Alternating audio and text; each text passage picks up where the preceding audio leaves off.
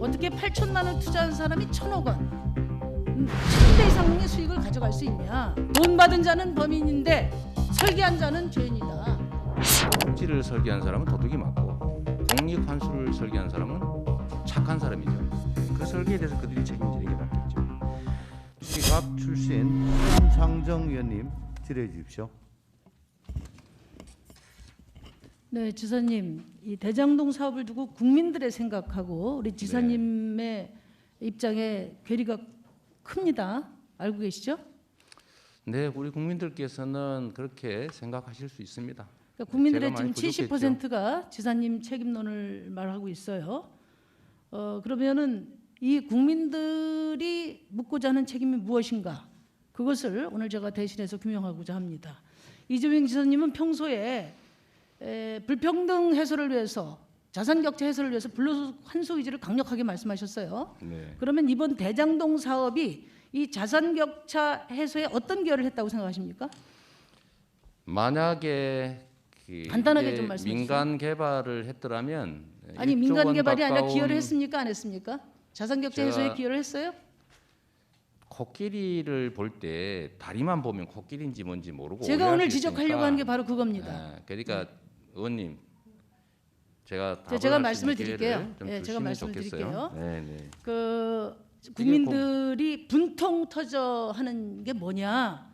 어떻게 8천만 원 투자한 사람이 1,000억 원, 1000배 이상의 수익을 가져갈 수 있냐?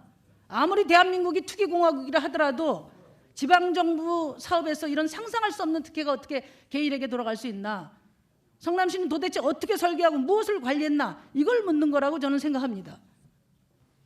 국민들은 이번 이 대장동 사업이 공공이 지원한 역대 최대 민간 특혜 사업이라고 판단합니다. 총 1조에 달하는 국민 손실이 민간 특혜에 동원된 것이다. 이 부분에 대해서 어떤 시민이 저한테 오늘 꼭 이거를 말씀드리라고 합니다. 돈 받은 자는 범인인데 설계한 자는 죄인이다. 그러니까 무슨 말씀이냐면 강제 수용을 하는 것은 공공적 목적일 때만 이게 합리화될 수 있는데 저렇게 강제 수용당한 원주민들에게 사과해야 됩니다. 바가지 분양가 적용된 입주민들에게 사과해야 됩니다. 도둑질을 설계한 사람은 도둑이 맞고 공익 환수를 설계한 사람은 착한 사람이죠.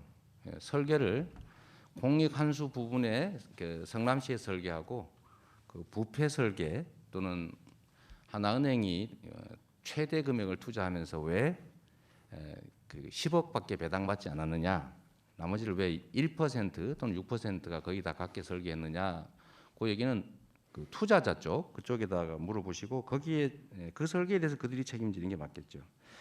두 번째로 저한테 왜 분양 사업 안 했냐 이렇게 말씀하시는데 보시면 이게 이제 결과론하고 그다음에 현실론 이게 중요합니다. 세월 지난 다음에 집값 떨어졌을 때 그때 잘 팔았다. 또는 집값이 올랐을 때 그때 잘 샀다. 그거에 지나면 누구나 할 수 있는 거죠. 그러나 그 결정과 의사 판단은 그 현재 상황에서 할 수밖에 없다. 2015년은 우리 의원님께서 너무 잘 아시겠지만 미분양이 폭증할 때입니다. 당시 언론 기사를 찾아봐도 이 분양이 안 돼서 심각한 문제다 이런 보도도 많았고 최경환 당시 부총리가 돈 빌려서 집 사라고 권장하고 그럴 때입니다. 그런데 이게 제가 이 의사결정을 한 건 요 2015년 2월입니다. 2월. 그 외에도 계속 늘어나고 있지 않습니까? 이런 상태에서 이 상태를 벗어나서 앞으로 집값이 폭등할 것이다 라고 예측을 해가지고 분양 사업도 했어야 된다라고 하는 것은 조금 당시 상황을 이해 못하신 것 같고요. 그 8천 투자해서 1,100배 벌었다는 것은 투자 수익률과 자본 수익률을 구분하지 못하는 말씀이셔서 재고해 주시고요. 자산 격차 해소에 얼만큼 노력했냐? 이거 안 했으면 자산 격차가 더 커졌겠죠. 좀 현실적 대안을 가지시고 지적해 주시면 고맙겠다는 생각이 듭니다. 네, 감사합니다. 지사께서는 제가 자본금과 투자금을 혼동한다 이렇게 지적을 하셨는데 화천대유의 사례라면 그 지적이 맞습니다. 근데 제가 말한 것은 출자금이 전부인 천화동인이거든요. 천화동인 4호가 8,700만 원 출자해서 1,000억 받은 거 사실 아닙니까? 그거는 제가 알 수 없는 영역이에요. 알 수 없는데 제가 그 얘기를 했는데 엉뚱하게 저더러 혼동한다고 지적하시면 안 되죠. 지사님이 혼동하신 거죠. 근데 그 점은 사실 아닙니까? 뭐 네, 5천만 원을 됐습니다. 투자했던 그것만 확인하면 그거하고는 좀 됩니다. 다르겠죠. 네. 지금 유동규 씨는 우리 지사님이 임명한 거 맞죠? 아니 그러니까 저 아까 말씀드렸는데 그게 그러니까 지사님 제가 제 질문에 임명을 답을 했는지, 좀 해주시기 바랍니다. 임명을 했는지 아니면 임명 안 그게 제 하셨어요? 권한인지를 잘 모르겠어요. 지사님이 임명하신 거 아닙니까? 저는 제가 그 사인을 했는지 그러니까 제가 권한을 저한테 있었던 건지 아니면 본부장 임명 권한이 누구한테 있는지 제가 지금 기억이 안 납니다. 그런 말씀이 어디 있습니까? 지사님. 아니 그게 있을 수 있죠. 책임지실 수 있어요, 그거? 예? 아니 제가 그게 알기로는- 지금까지 그렇게 논란이 됐는데 그 아니, 내용도 확인 안 하셨다는 얘기예요? 제가 자료를 구할 수가 없다니까요. 국정감사 자리에서 그렇게 말씀하신 건 매우 무책임하고 좀 비겁하게 느낍니다. 제가 아까 말씀드렸지만 그 자료들도 의원님들이 요청하는 거 중간에서 저희가 보고 받은 배신감을 거예요. 느끼셨다고 하는데 그럼 배신감을 느끼신 이유는 뭐예요? 제가 공직은 청렴하게 해야 되고 절대로 막이 들으니까 거기 넘어가지 말라고 정말 조회 때마다 수없이 제가 얘기를 해서 그 영상들이 아직도 돌아다니는데 여하튼 저의 선거를 도와주고 어쨌든 인연이 있어서 일을 한 그 사람이 부정행위를 했다고 하니까 일선 공무원도 아니고 얼마 전에 그러니까 지사님이 얘기죠. 유동규 씨 인사건에 대해서 사과한 것을 제가 네, 그 언론을 제 통해서 잘못이죠. 봤는데 네, 네, 왜 말이 제가 조금만 달라지십니까? 무슨 말씀이신지 모르겠네요. 사과하신 적 없으세요? 사과했죠. 지금도 뭐 아쉽게 죄송하게 생각합니다. 그러니까 선출직 지도자는 인사권을 통해서 자신의 권한을 행사하지 않습니까? 그래서 인사가 만사라고 합니다.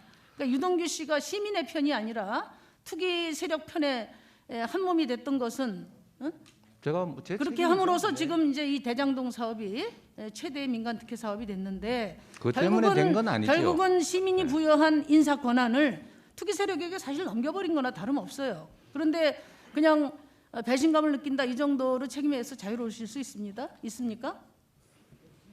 그렇다면 앞으로 아마 우리 국민들이 더 큰 인사권을 절대 맡기지 않을 거라고 저는 생각합니다. 그 점에 대해서는 정책 책임에 대해서 분명히 말씀을 하셔야 된다고 봐요. 네, 의원님 그 뭐 지적 아프게 제가 받아들입니다.